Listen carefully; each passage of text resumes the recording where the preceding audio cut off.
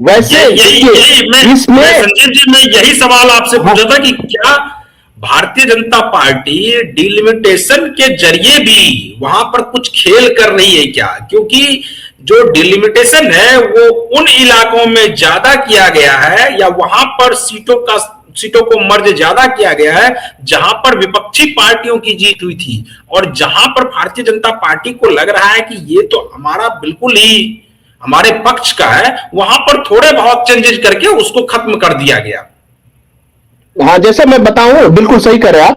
अपर असम का जो है वो डिवीजन है जोरहाट, है सेंटर उसका, और इसके कुछ प्रसिद्ध जिले जो है तिनसुकिया, शिवसागर, माजुली, जो आइलैंड है माजुली वो इसी में आता है, लखीमपुर, जोरहाट, जोरहाट से ही गौरव गोगोई सांसद हैं, गोलाघाट, डिब्रूगढ़ भी इसी में आता है, धीमाजी और चारदीहो, ये सब आता है। इसको पता है, अपर असम को हमारे दर्शकों को बताएं कि अपर असम को दो हिस्से में बांटा गया है, एक ब्रह्मपुत्र नदी का उत्तरी छोर और दूसरा है ब्रह्मपुत्र नदी का दक्षिणी किनारे पर बसे इलाके। जो उत्तरी इलाके हैं वहां बीजेपी और असम गण परिषद ने 2021 में क्लीन स्वीप किया था। केवल एक सीट इस इलाके में गई थी कांग्रेस को, वो था नाओ बोईचा, केवल एक सीट गई थी कांग्रेस को, और यह सीट मुस्लिम बहुल है। नाओ बोईचा मुस्लिम बहुल सीट है और वो केवल कांग्रेस की पाई थी। जबकि ब्रह्मपुत्र परिसीमन में जो है उस सीट पर कुछ किया गया है खेल क्या? नहीं, अभी तक का जो मेरा रिसर्च है वो सीट जस का तस है, हु बहु है। देखिए, अगर एक आध सीट कहीं जा भी रहा है, उन्हें जहां परिसीमन से ज्यादा लाभ लेना था वहां ले चुके हैं वो। जो लोअर असम और बराक वैली, वहां 8-9 सीट तो वही चेंज हो गया। 8-9 सीटों को तो मैंने ऐसे ही गिना दिया कि संभावनाएं जो है सीमित हो गई है कांग्रेस के नेतृत्व वाले गठबंधन की। और ब्रह्मपुत्र नदी के दक्षिणी इलाके में भी कांग्रेस केवल 3 ही सीट जीत पाई थी। और इस इलाके में देखिए जो है जोरहाट, डिब्रूगढ़, लखीमपुर ये और सोनितपुर, ये 4 लोकसभा की सीटें आती है। तो ये अपर असम में इसलिए भी बहुत ज्यादा परिसीमन से फर्क नहीं पड़ा है प्रवीण जी, इसके पीछे क्योंकि ये ऑलरेडी स्ट्रॉन्ग होल्ड है बीजेपी का। चलिए, इसलिए बीजेपी और एनडीए हेमंता बिस्व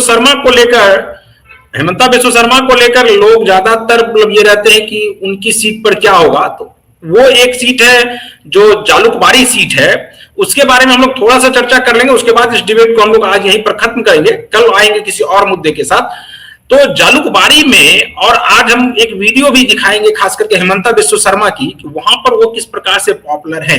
हालांकि ये कहा जा रहा है कि डिलिमिटेशन के बाद जो है उनकी सीटों पर भी असर पड़ा है। वो जिस सीट से चुनाव लड़ रहे हैं जालुकबाड़ी से, वहां पर भी असर पड़ा है कि वो पहले जितने मत से जीतते थे, हो ना हो इस बार उतने मत से ना जीते। लेकिन क्या आपको लग रहा है कि कुछ वो कठिन उसमें भी फंसते नजर आ रहे हैं क्या?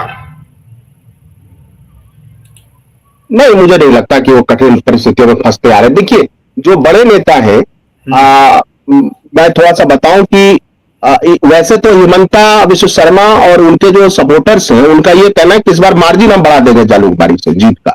लेकिन देखिए, बड़े जो नेता होते हैं मिला जुला के, उदाहरण दूं कि पिछले बार जब लोकसभा चुनाव 24 में हुआ असम में, तब ये कहा जा रहा था कि गौरव गोगोई जोरहाट सीट नहीं निकाल पाएंगे। लेकिन अंततः जो बड़े नेता है जिनकी एक लीगेसी है, वह उन्होंने सीट निकाल लिया जोरहाट की। तो मुझे नहीं लगता कि उनको कोई ऐसी दिक्कत है। और जो एक बार ये सीट है, रोकेंगे, एक वीडियो हमारे पास है हेमंता बिस्व शर्मा की, वो वीडियो में अपने दर्शकों को दिखाते हैं कि वो किस प्रकार से पॉपुलर है अपने, खास करके अपने मतदाताओं के बीच। I love you too.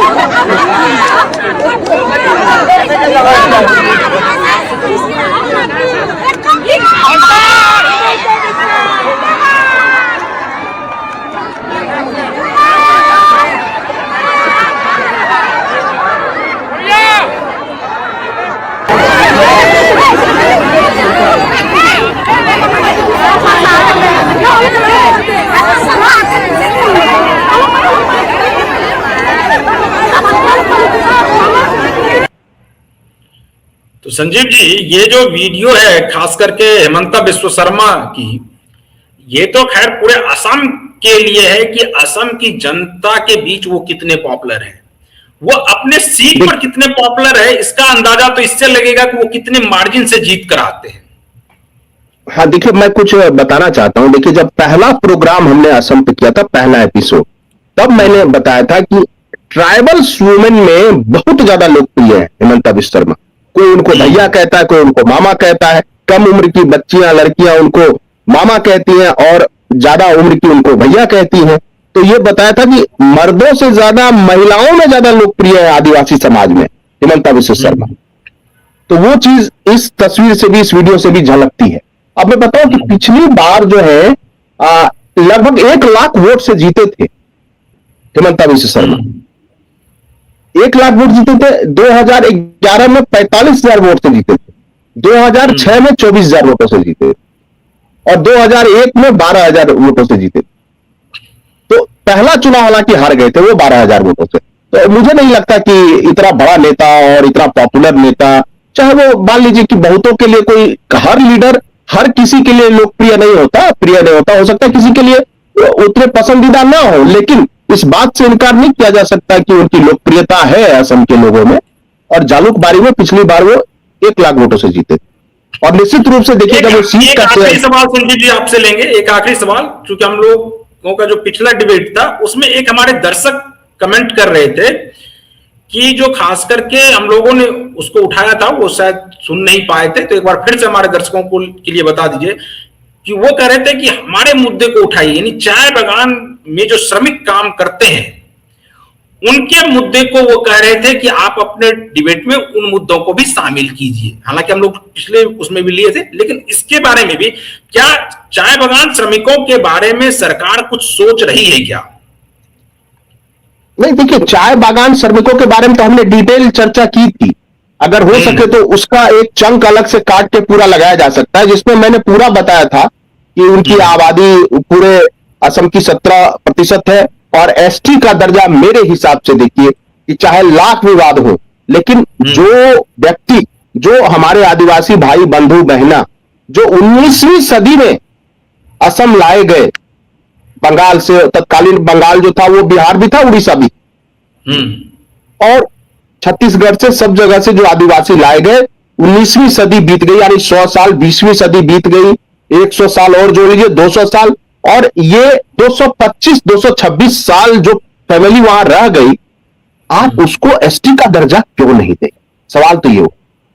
226 साल हो गए और अगर एंग्लो इंडियन राज्यसभा में सिलेक्ट होके जा सकते हैं, तो हमारे आदिवासी भाई जो वहां के गए वो भी आदिवासी हैं, इसमें क्या संदेह है? तो उनको भी एसटी का दर्जा मिलना चाहिए। और बीजेपी ने ये वादा किया, ये पूरा नहीं किया, ये भी हमने स्पष्ट बताया। डेली वेज जो है शायद उनको 400 रुपए अभी किया गया है बढ़ा के, लेकिन उससे वो संतुष्ट नहीं है। और देखिए, चाय जो है भारत की लाइफलाइन है, चाय जो है, और हम एक्सपोर्ट भी बहुत ज्यादा करते हैं। तो उस हिसाब से सरकार, देखिए, डेली वेज के साथ अगर कोई कंपनी दे रही है डेली वेज, तो थोड़ा सा सरकार भी कुछ सब्सिडी दे के, कुछ डायरेक्ट, कुछ हर लेबर के अकाउंट में कुछ पैसे डाल सकती है अलग से। हालांकि एक चीज और, उनके पास अपने घर का पट्टा तक नहीं है। यह भी जो है एक मानवीय दृष्टिकोण से भी ये गलत है कि 225 साल जो रहे और दार्जिलिंग टी जिसने फेमस किया, जिसने बनाया, उसके सर पे छत नहीं है, अपना छत नहीं है, अपनी जमीन नहीं है। तो वो जमीन का पट्टा, जो भूमि का पट्टा है, वो या तो सरकार उपलब्ध करा दे या टी गार्डन में ही उनके लिए कोई इंतजाम कर दिया जाए। तो हमने तो इस मुद्दे को उसी तरह से उठाया जैसा उठाना चाहिए। और अभी तक जो सरकार ने किया, वो सरकार ने जो किया वो भी फिर से रिमाइंड करा दो। सरकार ने वही किया कि थोड़ा डेली वेजेस बढ़ा दिया और उनका चावल सस्ता दर पे दे रही है। इसके अलावा उनका बैंक खाता खुलवाया जो खुलते के साथ 6,000 रुपया है। उनकी महिलाओं को कुछ ट्रांसफर हो रहे हैं पैसे, और बच्चियों को जो निजुत मोइना योजना से पैसा और जा रहा है, अरुणोदय योजना से जा रहा है, पीएम किसान सम्मान निधि का पैसा उनको मिल रहा है, छात्रों को स्कॉलरशिप मिल रहा है, मेधावी छात्रों को, ये सब कुछ उपाय किए गए। लेकिन सवाल है, एसटी का दर्जा उनको मिलना चाहिए, उसका हम लोग पूरा समर्थन करते हैं। और उनको जमीन का पट्टा, अस्थाई पट्टा या अस्थाई रजिस्ट्री मिलनी चाहिए ताकि वो निश्चिंत होकर काम कर सके। और 226 साल के बाद कम से कम असम को स्वीकारना तो चाहिए अपने भाई बंधु को। वो तो बांग्लादेश से नहीं आए हैं, वो तो अपने ही मूल के हैं, अपने ही देश के। जी चलिए, चलिए संजीव जी, तो आज हम लोग इस डिबेट को यहीं पर खत्म करेंगे। तो जो दर्शक इस वीडियो को फेसबुक पेज के जरिए देख रहे हैं तो पेज को फॉलो कर लीजिए और वीडियो को अपने वॉल पर शेयर कर दीजिए। कमेंट आप इसी तरह से करते रहिए। आपको जो लगता है कि आपके मुद्दे अगर इस डिबेट में नहीं आ रहे हैं तो वो भी लिखिए, हम उसको भी शामिल करने की कोशिश करेंगे। अगर आप इस वीडियो को यूट्यूब चैनल के जरिए देख रहे हैं तो चैनल को सब्सक्राइब कर लीजिए और वीडियो को शेयर कर दीजिए। वहां भी आप कमेंट कर सकते हैं, कमेंट बॉक्स में कमेंट छोड़ सकते हैं। बाकी बने रहिए क्यू वाइब्स के साथ। मुझे दीजिए अनुमति, नमस्कार।